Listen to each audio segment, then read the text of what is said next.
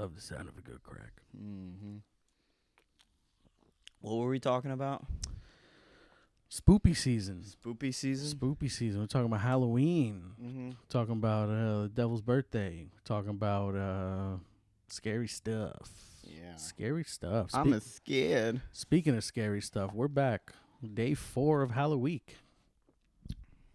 Continuing this marathon of Halloween movies, man. I feel like Michael Myers is part of our crew at this point, you know? Big Mike. I feel like he's pretty cool. I feel like he's one of the gang. Yeah, he's Dirty Mike. We're the boys. It's Dirty Mike and the boys. Ooh, sounds like a 50s swing band. Mm-hmm. What do you think he would play? Mike? Stand-up bass, probably, right? I was just going to say, yeah. Bass guitar all the way. Stand-up bass, yeah. He's a cool, smooth dude. Maybe a harmonica. With a smooth attitude. Yeah. Yeah, but one of those cool, like, rigs where, like, you put it in, like, a metal thing and it brings it up to your mouth. Right. Kind of like Blues Traveler. Oh, yeah. But, you know, minus 400 pounds. Mm-hmm. Yeah. Seriously. We're going to the mid-2000s. 2007's Rob Zombie Halloween reboot.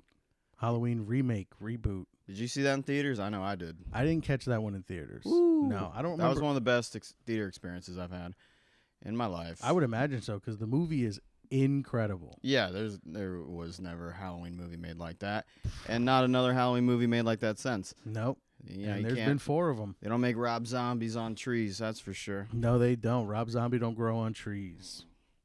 But man, what a movie. I remember when it came out, I was familiar with Rob Zombie, his movies, his music. I liked him. I like the dude. I think he's cool. I think he makes great movies, and this one, no exception.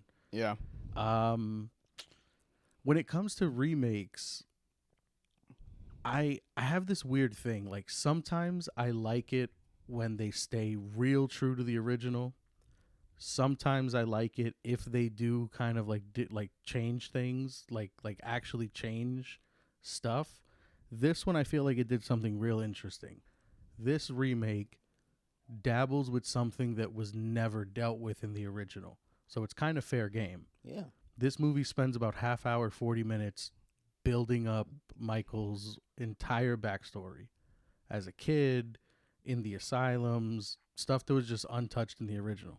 In the original, it's like kid kills a sister, comes back, X amount of years later. And then there's just that huge gap of just untouched territory. Right. And Zombie just kind of goes in there, he sticks his little fingers in, and it was great. I mean, the buildup of this movie is so intense. Yeah, it's funny. The movie blew my mind when I first saw it in theaters. Just the brutality of it, Oof. the horrible, abusive, white trash household he had. Yeah. It was definitely a jarring difference. Yeah, for sure. Well, I mean, how bad could his family be? They were fans of Kennedy.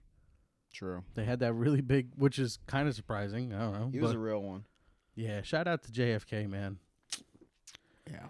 I'm sorry the CIA did what they did. Right. Yeah, well, you win some, you lose some. Mm-hmm.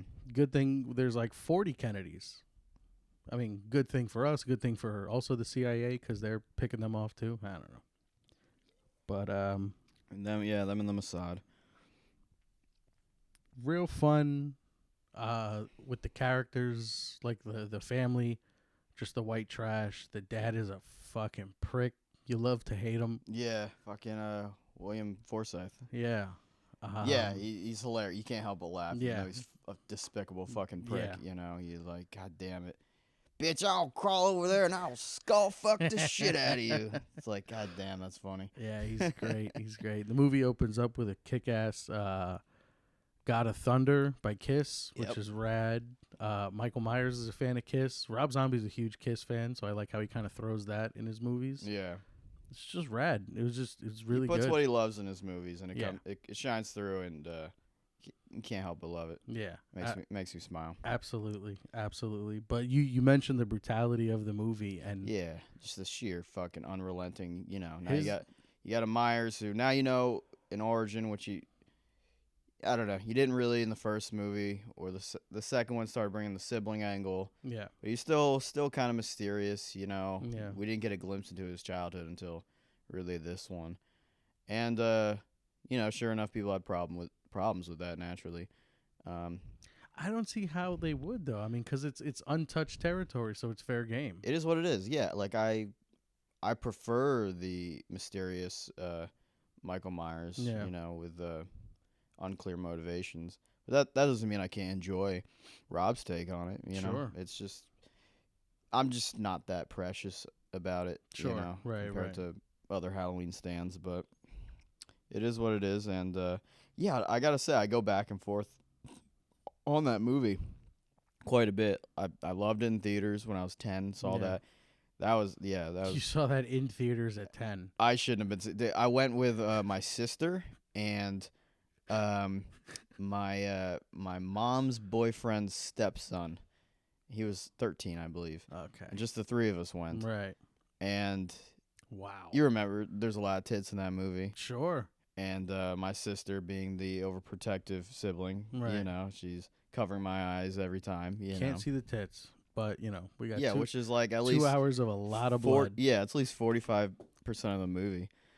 So that was kind of annoying. It's like, fuck Mary, But of course I could watch as much graphic violence as I want. Yeah, and that movie had plenty of it. Violence isn't as bad on the mind as nudity. Apparently obviously. not. But I will say, Judith in this version, not as good as OG Judith. OG Judith had a better set for what it's worth. You think so? Yeah, I mean, not saying it's a good thing, not saying it's a bad thing, just saying it's a thing I noticed. Wait a minute, Judith Myers? Yeah. That's his sister. his sister. Yeah. Oh yeah, you do see the tits in Yeah, the old one. Yeah, that's right. You see him in the old one in the first person view, which there was none in this version, but he kept the heavy breathing, which you all know at home I'm a fan of. Yeah. I mean, the kills are really intense in this movie. Yeah. He does this thing, at least in the second one for sure, where like he'll do a kill and there'll be there'll be music going on, and then like as the death happens, it's just silent and you just hear the breathing. Yeah. And that it's creepy, it's unsettling, like in a good way, And in the first one, at least, he does a lot of shaky cam. Yeah. A lot of shaky cam, especially during the kills, like when he's killing the boyfriend, when he's killing the sister. This is all when he's still a kid. Mm-hmm. A lot of shaky cam going on. Yeah, it kind of gets a little distorted. Yeah, as like the hacking starts, which is really cool. Very cool, very effective technique, and Myers he's very loud in this movie. Obviously, he's very big. He's very imposing. He's like 6'8" or something. Dude, that's a man. Mm-hmm. But he's grunting. Every time he's fucking murdering people and shit. He's very primitive. Yeah, I noticed something kind of interesting too. Like just to go back to when he was killing like his family essentially. It's Halloween night. He's home. He's in the kitchen. He's bored. He's like playing with candy, and then his face doesn't really change. Like nothing really clicks. He looks real bored, and then he's like, I guess I'll go get this done. Yeah, I noticed that. Yeah, it's very like unceremonious. Yeah, I guess I'll start killing and people now. And that kind of like, I mean, I hope it was intentional. I'm sure it was intentional. It adds a new, like a whole nother layer of like, not to sound cliche or corny, of like fear to the whole thing. How he can just be like, boom, I'm here. I need something to do. Let me get some duct tape and slit my stepdad's throat. Yeah. Let me go kill my sister. Yeah, his casual demeanor leading up to it. Yeah, it's pretty unsettling. That little ugly kid, just nothing behind the eyes. He sold it real well. Yeah. Sold it real well. Shout out. And then he gets older and just brutal, animalistic, like it's real intense. It's really intense. I love the mask. I think the mask looks cool. Yeah, it's probably the best mask since the first two. Yeah. At that point, And it's kind of cool how like he goes back for it. When he breaks out of the I guess asylum or hospital. I love that element of it. Yeah. That he'd been in the house the whole time. Never got bagged into evidence. He just put it under the floorboards. And, which I wonder how he got it there as a kid, because to get it out he had to break the floor with his hands. Right. That's a good point. I wonder how he snuck it in there, but he hid a knife and the mask. And like the mask is all dirty and beat up because it's been just sitting there for 15 years. Yeah. Yeah, it's a good mask. Yeah. Masks are his jam in this movie. You know, in his cell, the walls are lined with it. He likes to make them. He makes a lot of them. He makes a lot of different looking ones. Some are pretty cool, like the orange one. I mean, I don't think he made it to look like a pumpkin, but it kind of did. Like there were no black lines. It was just like orange and like really creepy looking. It looked like it was two pieces. It almost looked like it had a mouthpiece on it. That was an interesting aspect. Yeah, to his, the masks. His character. Yeah, how he made masks and things like that. Yeah. Yeah, it was a neat element. Yeah. Although I don't prefer the backstory of Michael, Rob Zombie, he fleshes it out very well. Yeah. Characterizes absolutely it very well. Like we've spoken about the soft reboot movies and that mask and how you could really see the eyes in it and how much I didn't like it. This one takes the same exact point and does the opposite. You know, you could see the eyes really clearly in this mask. And I mean it's a testament to the actor that there's just like it's soulless, you know? Like I could see his eyes, but it's not annoying that I can see them. I liked it. You kind of can see like his hair drooping down over his face through the mask. Yeah, this is like a rugged obscures his eyes a little. Yeah, it's like a rugged, dirty Michael. Yeah. You know? He's a dirty boy in this movie. You know, the other one, he would try to keep clean. Go get a haircut and put your mask on. Like, for what? Right. What are you doing? Who am I here to impress? Right. What are we doing? Are we killing people to get Jodie Foster's attention? We're not doing that. We're not doing that. Another thing I really liked, long stares after the kills. He'll kill and the camera will linger and he'll just be looking at the body and just soaking it in. You know, whether he's killing somebody, leaves them on the floor, leaves them pinned up on a wall. He's just a lot of stares. Very creepy, very eerie. Yeah. What else? I hear you. Return of the glasses sheet gag. I thought that was fun. He did he did that when he was killing Laurie's first friends. Yeah. That was fun. Fun little gag. Kills the parents in this version, Laurie Strode's parents, which he doesn't do in the original. Nope. And he does it pretty fucked up, dude. I mean, he does it quick. Like she gets picked up to go to her little babysitting job. Dad, lights up a cigarette, and I think before he's done with his first drag, Michael swoops in on the porch, takes him inside because Mom left the door open. Yeah, somehow, marches up to him without the dad noticing. Right, and he was facing the lawn, too. He just happened to be kind of looking this down or something. Right. And then, I'm here. Like, I'm here, boo. You're going to slash your throat real quick. Yeah. I noticed Loomis is a better shot in this movie than anyone in any of the original 8 movies. I don't know about that. Yeah, man. The first one, he nails every fucking shot. Shoots him like 6-7 times. That's true. That's a good point. I guess maybe that's why they made him such a good shot in this one. No, Loomis hits him like maybe 3 times, but in his pool. back. Yeah. You know. So I disagree with that. Okay. I accept. I'm going to give you some pushback on that, okay? Malcolm McDowell ain't shit. What else we got? I thought the ending was pretty gritty. Real gritty ending. Yeah, I like how they kind of subverted. You know, Rob, he hit the Carpenter beats of the first movie, but he put his own twist on it. Sure. And then the ending, obviously, was totally different. Yeah. She shoots him. She's screaming. Credits. Yeah. Whoa. Yeah, and the locations of where the characters were, like right. What's her name? What's the blonde one's name? Is it Nancy? No. Was it Nancy? So there's there's Lori, Annie. What the fuck's her name? I don't remember. Whatever. Fuck. You know what I'm talking about. The one who gets. Let's call her Beth. Yeah, I like how they break into the Myers house to fuck. I like that aspect of it. Yeah. That was pretty cool. So like, you know, it's like if they hadn't have done that, you know, maybe you wouldn't have bothered with him. But you know, I mean, I don't want anybody fucking on my living room floor. He happens to be home. You happen to be fucking in his house. Yeah. So, what are you gonna do? Yeah, I mean, you break into my house to fuck. It's like either invite me or you're gonna get killed. Like, ask me to join or die. Exactly. And they didn't ask him to join. No, so they didn't. They both died. Yeah. It was pretty gnarly. You know, like some little changes. Like he kept Rob Zombie kept Annie alive, and she was one of the first kills in the original. Right.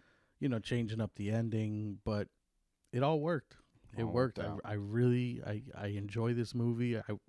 I've seen it a little bit more than some of the other ones. Yeah. I ended up giving it a 9. I really liked it. I can see that. I liked it a lot more this go around, man. Like I said, loved it in theaters, and over time, I was like, then sometimes maybe it's just my mood at the time, but I couldn't stand the childhood origin aspect. It was either I didn't like it as a characterization of Michael Myers, or I wasn't in the mood to see the, fucking trashy abusiveness Right. to it. Or, I don't know. I just, and at certain points in my life watching the movie, I didn't enjoy how he had to kind of hit those Carpenter beats. I felt like, this feels just like too obligatory. Yeah. Like he has to do this, and he's not doing it as well. So I'm like, I don't know. Certain aspects of the movie I didn't like over time, and maybe it's because I saw the director's cut a lot of the time. I don't know. The last time I watched it was the director's cut, and it was fine, but it was kind of slow for me, the pace, I thought. But watching this theatrical cut with you, it was a lot snappier, and I enjoyed his origin story, and yeah, I guess it's just you have to catch me on a certain mood. Yeah. I recognize it as a good movie, but yeah, depending on my mood, sometimes it's not my favorite. But this go around, I really liked it, man. Yeah, and I like the subversion of the ending. How he's chasing Laurie through his old house. She's hiding in his walls and the ceiling. that He's stuff fucking is pretty taking the cool. 2x4, fucking smashing up a ceiling. She Yeah. falls. They crash fucking through the window, out like drop 2 stories, and she's all fucked up. Shoots him in the face. Yeah. And then, abrupt end, cut to black, Rob Zombie. And it was pretty cool. It was hardcore. Yeah, you give it a 9 out of 10. I give it, because I'm a little iffy, I'm a little wishy-washy on it, depending on the day, I give it a 3.5 out of 5. Okay, 3.5. 3.5 out of 5. That doubles up to about a 7. Okay. Yeah, solid fucking horror movie. That movie rocks. It does rock. It rocks and it rolls. Yeah, shout out to Spy Kids. Kid. Oh yeah, that's right. Getting the shit beat out of him with a branch. Dude, he gets fucked up. Most deserved kill. Absolutely. Of the whole movie. Absolutely. And I'm glad that that's the one that they never found out that he did. Like, that's the one that he gets away with. I don't know. They certainly don't go into it. Right, but, right. Well, they don't it's let us It's totally know. forgotten about, yeah. Yeah, it's absolutely forgotten about. But Danny Trejo, most undeserved death in the movie. In the whole fucking series, probably. Dude, it is so... It hurts my heart every time I see it. So Danny Trejo's like sad. He's like a maintenance dude. He's like a custodian there at the asylum, and he's always really nice with Mike. I was good at you, Mikey. Oh my god, it breaks my fucking heart. Mikey. Breaks my fucking heart. Let's get you back to your room, Mikey. Yeah. Oh my god. Like from the time he's a kid, and he gives him some really nice advice, and he tells look beyond the walls, kid, or like he's just nice to him as he's growing up, and when we see his room for the first time when he's an adult, and we see all the masks, and there's that one new dickhead security guard who's just I know everything about the world, and he tells him like, oh, you don't touch his masks. Like I've been working with this kid for 15 years and all this stuff. You love this big retard? What the fuck? Oh my god, I love that big retard, and I love Danny Trejo. And then it just when he comes into work and he sees the bodies and he sees Mike, what makes it hurt even more that he kills him is that he deceives him.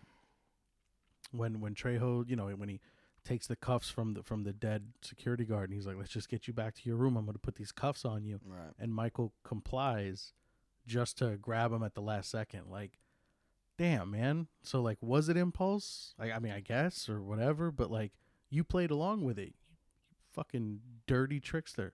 Yeah. I won't tell him to his face. He's going to crush my skull, but... I mean, up to that point, you could argue in some kind of way. It's a little morally gray. But you could argue that the people that he killed up until that point kind of deserved it. They didn't deserve it, but they did him wrong, right? Well, maybe not the boyfriend of the sister. He didn't do anything. Right. Or I guess that was more just in his way, but he killed his sister. or She was a fucking bitch to him. or the nurse that he killed with the fork. She didn't do nothing to him. Yeah, but I'm saying, wait, who were we talking about again? Trejo. So He Michael's did already an kill adult. the nurse. Well, that's what's the funny thing about that. In here, it comes back to the fucking director's cut, because in this cut, Mm-hmm. she picks up the picture, while they're sitting down, Yeah. and she goes, "Cute baby," and then she just minds her own business, and he stabs her in the fucking neck. Sure. And the director's cut, she picks up the picture and says, "Cute baby, couldn't be related to you." Well. Puts it down, and then he murders her. Well. So Okay. like, it's one of those. I get it. That's why it's wishy washy, because sometimes depending on the version you watch. It's interesting. Like I understand if they film a segment completely different, but like to cut out a line like that, Yeah. where how much time does it really take up? Does the studio care if your movie is 4 seconds longer? And you cut out a line, and it helps explain why the character in the very next segment does what they do. Yeah, I mean, well, I think that's the question is do we want to explain to the audience why the character just did what they did? It's in that moment, they're deciding, okay, we cut that line out, then he's just killing her because he's a fucking evil person. Right. Put the line in, he's killing her. Hey, he might still be evil, but She's also a bitch. Yeah, she didn't do herself any favors, right? So, it's one of those things. Yeah. I don't know. I mean, luckily with that particular instance, there's still an explanation, whether they include the line or not, because you're fortunate enough that the movie is built around this kid being whacked out of his mind. Sure. So, I mean, does he need a reason for every kill? No, but if you're going to film it, what's it cost to throw it in? Right. That's Miramax. Harvey, you should have done better. Yeah. You should have done better with a lot of things, but Yeah. this is one of this is my gripe. This is my bone to pick with Harvey. Yeah, and I blame Bob too. Yeah. Like, you should have put your brother in line, Bob. Yeah. How'd you not see the signs? Bob. How'd you not see this? Bab. Booby. But So all right. that's Halloween 1. Yeah. Halloween 1. Next up, we have if you're playing at home, this is a real doozy. Halloween 2. 2009's Halloween 2, also written and directed by Rob Zombie. I got to say, written and directed by, it's my favorite thing to read in a movie. I think he writes and directs all of his movies. Yeah. He definitely does. Like, I like a director that has vision. I appreciate a director that can take someone else's script and bring that to life. Written by and then directed by, 2 different names. It's fun. The movie gets made. What do I care? But written and directed by, it's a badass credit. I agree. I like reading that. So it's another sequel that starts right at the end of the last movie. And it kind of, in a dream sequence, starts the path to have a direct adaptation of the second movie. Laurie's in a hospital. Michael finds her, is killing a bunch of people in the hospital. And then you find out it's a dream sequence. That's right. So now this movie, whereas the last one kind of kept a lot of the same beats and for the most part the same plot, this one, complete left turn. Mm-hmm. And I still loved it. Yeah, I almost saw it as a slight kind of homage to Halloween, to the original Halloween 2, Right. The hospital setting. Right. It's picking up right where the first one left off, but it doesn't end up being the whole movie. Right. It's just like a little sliver and then a dream sequence. Yeah. So kind of a little like subversion, you could say, for on audience possible expectations. Yeah. And again, I mean, just Michael with the few kills that he has in this dream sequence, brutal. Yeah, man. Brutal. Just a lot of grunting, a lot of exertion, just a lot of just rage. When he's stabbing the one nurse on the floor, when he kills the security attendant, just rage. And Yeah, dude, the fucking stab noises, even compared to the first one, they upped the crunch of them. Yeah. And the fucking just the attack on them. Gnarly. They raise those levels, and you feel them a lot more.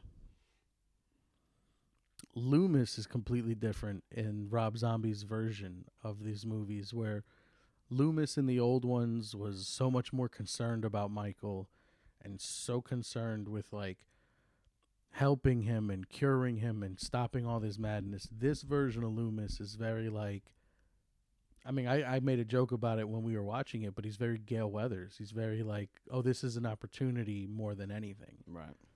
And he wrote a book. In the first movie, there's a scene where he's doing a book tour and speaking at colleges about this book that he wrote about Kid Michael. And then in the second one, he writes a book about the murders from the first movie. And same thing, he's doing a book tour. He's making all this money. He's kind of a piece of shit. Oh yeah, totally. He's a greedy fucking narcissist in this movie. Yeah. Loomis was never like that. We have to help Michael. Yeah. Halloween stands have a problem with that too. I'm just like, it's a different Halloween, dude. Just get over it. Yeah, like, who cares? Like you'll always have Donald Pleasance. Yeah, we'll always have him. Yeah. Yeah. I mean, kind of a piece of shit. Did he get what he deserves at the end? Did he deserve to die? I don't think so. I don't think so at all. Yeah. Wasn't a good man, but doesn't necessarily mean he deserved death. Right. So, but there's a karmic. I thought his little change of heart at the end was kind of like I don't know. I don't want to say I didn't buy it, but like it's kind of abrupt, Right. It was just like, when he's talking to the cop, I owe you this. I owe you that. Like, I don't know, maybe when he thought, all right, his career's over because he was publicly humiliated by Weird Al Yankovic, he was like, all right, maybe I'll just go start being a good person. I don't fucking know. It was a little muddy. Yeah, it was quick, but I guess they knew that asshole Loomis wouldn't be that selfless, so it's just like, we just need to give this dude a change of heart. Yeah. And that change of heart came from a right hook to the face. Right. What's his name? Brackett? Sheriff Brackett. Brackett, yeah. And he finally dies. Another change. She dies in the OG movie. Rob Zombie kept her alive to then kill her in this one. And then Brackett wants to blow Loomis's fucking head off. Because, his little book, everybody blames the book. Yeah. Everybody blames the book. I don't know. So much more brutal.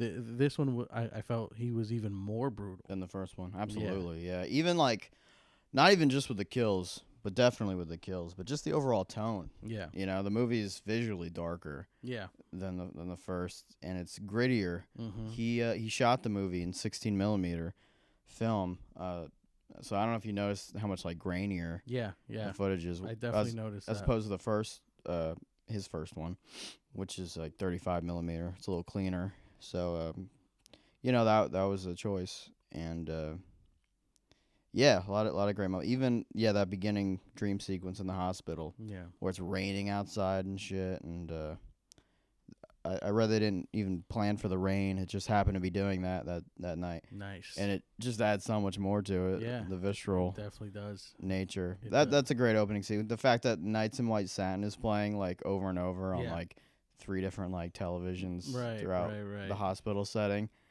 It's a little like tip off that this might be a dream. Something's off, Oh yeah. It's not exactly obvious. I guess you could just assume it's a creative decision. Right. Could just be that Rob Zombie likes the tune. Yeah, but I think it was deliberate. Yeah. And yeah. Laurie's fucked up in this movie. Yeah, the whole movie she's like breaking down. Yeah. We watched the theatrical, but the director's cut, it's like even more of that, and you see more like her and Annie going at it.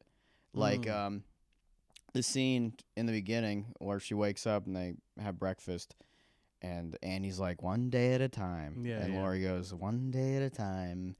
And then it just cuts to the next scene. Mm-hmm. And the director's cut, she goes, one day at a time. If I hear somebody say that fucking line again, I'm going to go fucking insane. Yeah. And then her and Annie go at it for like 2 minutes. Nice. So I thought that was interesting.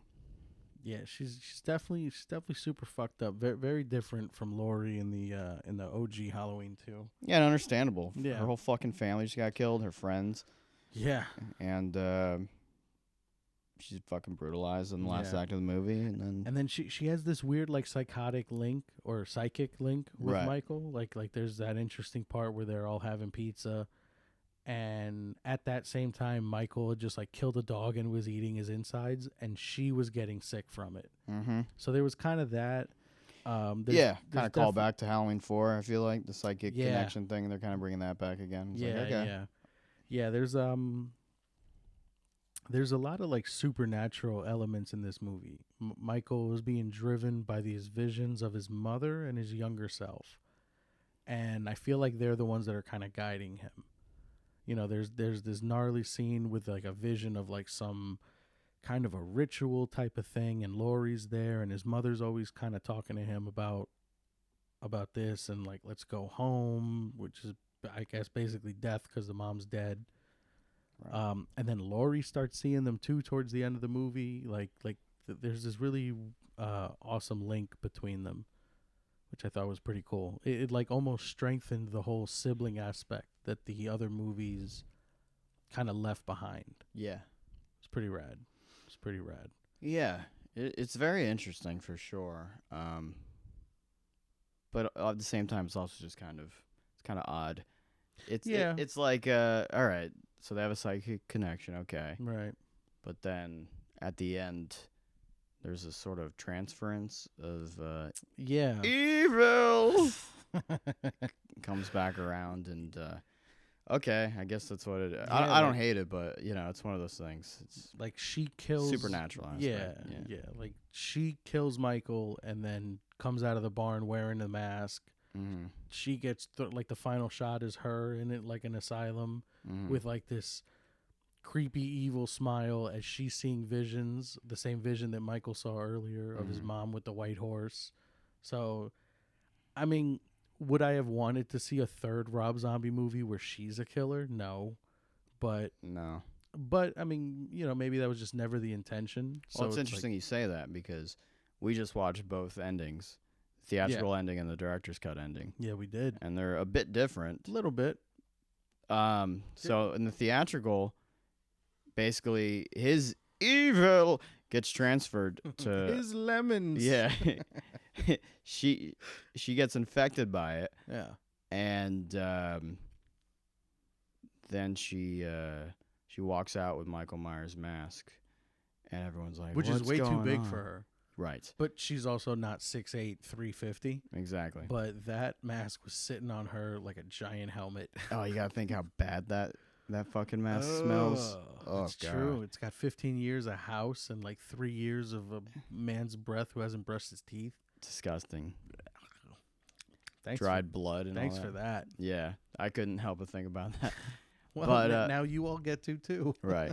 But yeah, she walks out with Michael Myers' mask, and everyone's like, oh, what the fuck? And then she assumedly goes to a psych ward, and that's how it ends. Yeah. And it ends with John Carpenter's classic tune. In the director's cut, though,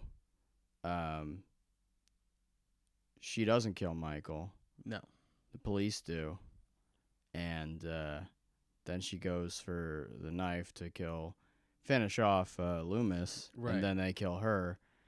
And then it's the same exact shot as the theatrical ending, right? Where it looks like it's like a psych ward. It's a very white building. Yeah, looks like almost like unnatural, like it wouldn't be like a cell. Like right, it's very long, like a long hallway. Yeah, it's a super big room. But it's the same exact ending. She sees the mother with the white horse, and then she smiles, and then cut to black, and basically, yeah, she dies in one, she lives in the other. But in either case, she's infected by the evil. Right. So, you know, I don't know. I kind of, there's like a middle ground between those two endings, I feel like. Shoot. Well, maybe not even a middle ground. Honestly, everything about the theatrical ending, I think I prefer. Mm-hmm. I prefer her hacking up Michael. Sure. I prefer Michael stabbing up Loomis as much as he did. Yeah. He stabs him in the director's cut, but it's just like a. He also speaks for the first and only time. Yeah, which a lot of people hate. I don't really care, but. Oh my God. But he just gives him like a little side stab. Yeah. But in the theatrical, he fucking butchers his face. Yeah, he fucks him up. Which I like. He slashes at him a bunch of times, and then he gives him a few stabs. Which I prefer. Like, it just felt, you know, kind of justified. Yeah. In a way. It just felt like right, you right, know. Right. In the context of the movie. Absolutely. But I liked that. I liked Laurie stabbing him up, and I liked the idea that now she's like kind of crazy. Yeah. Now she is Miguel. The only thing I think I just didn't like about it, and this is just a nitpick, I guess, is that they just ended with a Carpenter score. I think if they just kept the theatrical ending, but ended with the Love Hurts cover, it would, because the Love Hurts cover, like, almost, that alone makes me prefer the director's cut ending. It's just so much like better, so much more original. It just fits more with the tone of the movie. For sure. And it's a callback to the first movie. They play Love Hurts by Nazareth when he's just like aimlessly sitting on the porch after his sister denies trick-or-treating with him. I would take that as a callback, but now it's a cover, and it's a sick fucking cover. Yeah. It's very eerie. Yeah. So that's just like a little personal taste thing. I just like that fucking song. So the way that director's cut ends with that, I prefer. Right. But the actual ending of how the character's fate and all that, I prefer in the theatrical cut. Yeah. I think I do too. Yeah. I think I do too. I ended up giving this one an 8. It's a little bit under the first one. Yeah. It's one of those weird things. Like, I don't know. Maybe it's just me. I wanted to give it the same score, but I don't know. I don't know what I would have changed to give it a 9. I don't know what I could have made better. I just like the first one better. Yeah. I get that, and it's so weird, man. Like I go back and forth with these fucking movies because before today, I would have said I liked the second one more than the first one. Yeah. But again, it's these different cuts that I watch that make me feel a little bit different. But now after watching both theatrical cuts with you, I think I prefer Halloween 1 a little bit more. What I really like and respect about Halloween 2 is that it has more of its own identity. Sure. You know? Yeah, it's Rob Zombie. Yeah. The first one, it's Rob Zombie, but you still get the Carpenter, and it's just you have what to. You mean. You know, he didn't have a choice. I'm sure I believe he wanted to divert a lot more than he did in the final cut of the movie. It's just, the fucking Weinsteins, had to stick their noses in. But this one is 100%. I mean, it's definitely its own jam. You know? It's a Rob all the way through, which I respect more. I like, and I like that the like I feel like a lot of people always hate the gimmicky "it was a dream" for the most part. I mean, I know I hate when "it was a dream" is the ending, but this one, like they start painting it like the original Halloween 2. Sure. And then the "it was a dream" thing was like, okay, that was fun, but now it's the knowledge of knowing like I still have another hour and a half of movie. So it's like maybe I'm not upset that "it was a dream" was in the beginning. Sure, exactly. Yeah. Like my time's not wasted. No, yeah, and it's a great sequence too. So I could forgive it. Yeah, but it's just in the beginning of the movie, so it doesn't spoil he almost gives you a taste of like if I were to do a true remake, that's the exact path that it would have gone on. Totally. And you know what? If Rob Zombie decided to just randomly pick up a camera and make a full-on remake of 2, I'd watch the fuck out of that too. Because I know he would do it the same way he did 1, where it was I'm going to hit the beats, I'm going to put my spin on it, and it's going to be really fucking rad. It is cool. His spin on the Carpenter takes are cool. Yeah. I will say. He's a good egg, that Rob Zombie. He's going places. Yeah, well, I hope so. Yeah. He's been places, and then he kind of got out those places, I feel like, for a while. He's been out of those places. I don't know. I feel like after the Monsters, Monsters and 3 from Hell. I'm not saying those are bad movies because I haven't seen them. Right. But they weren't received very well. No. And I mean, one of the recent 31, that movie, I think he had to crowdfund that movie too. So, I mean, look, I didn't see overall, that one. He's much better off than you and I. Right. Are and maybe will ever be. Hopefully not. I hope to get to at least Rob Zombie level. That'd be dope. Right. No, he's great. He's prolific. Dude, he's a living legend, and I appreciate having him in the film history, the film zeitgeist. Sure. He's a unique vision. Everybody should go watch Devil's Rejects. Yeah. Should. And House of a Thousand Corpses. Yeah, those movies. And Lords of Salem. Maybe my favorite movie from him. I still got to see that one. We should watch it. It's underrated, I think. I haven't seen Lords of Salem. It's like 70s trippy, like psychedelia horror kind of style. Sounds no, some of it does not seem to make sense at all. And it doesn't matter, dude. It's all vibes, man. And it's all style. I mean, look, Rob He's definitely style over substance, I'd say, and I think that's okay. Yeah. There's substance, I get but the style exactly is what just you mean. a little bit Yeah. over here. I get exactly what you mean. And I dig it, man. I dig it for what it is. So Yeah. you Me know. too. Halloween 2. I give it probably the same score that first one. You know, I like him maybe for different reasons here Yeah. and there. 3.5 out of 5, I'd say. Solid. 3.5 out of 5. That's another 7. That's good. It's good. Yeah. Good. Yeah, it's pretty good. Yeah, Pretty good. Pretty good. pretty good score. These shoes. These shoes. You can throw up on these shoes. So that's Halloween 1 and 2. That's the Rob Zombie chapter. That concludes. Yeah, of Rob Zombie chapter of the Halloween saga of Halloweek. It's the end of an era. The Rob Zombie era. All Day right. 4 of Halloweek. Enjoy it. Go watch them. Let us know what you think. Are we idiots? Are we right? What do you think of the Rob Zombie movies? Yeah. Let us know. How would you end it? Would you keep Annie alive for a third movie? Yeah. I would. I Yeah. want to keep her around for a while. She's a cutie patootie. Yeah, her and Lori's other hot friend that unfortunately died. Yeah. They always kill the hot ones. Yeah, Mike's. He's like, I'm going to fucking kill all your hot friends. God damn it. Can't keep any hot friends around. I know. Well, we'll see you guys for the conclusion. The, what's this dude's name? David Gordon Green trilogy of hard reboot Halloween movies. That's going to be a lot of fun. Yeah, more controversy ahead with Yeah, those movies. Those were great. Those were a lot of fun. And that'll be dropping on Halloween Day. It's true. Stay tuned. Stay tuned.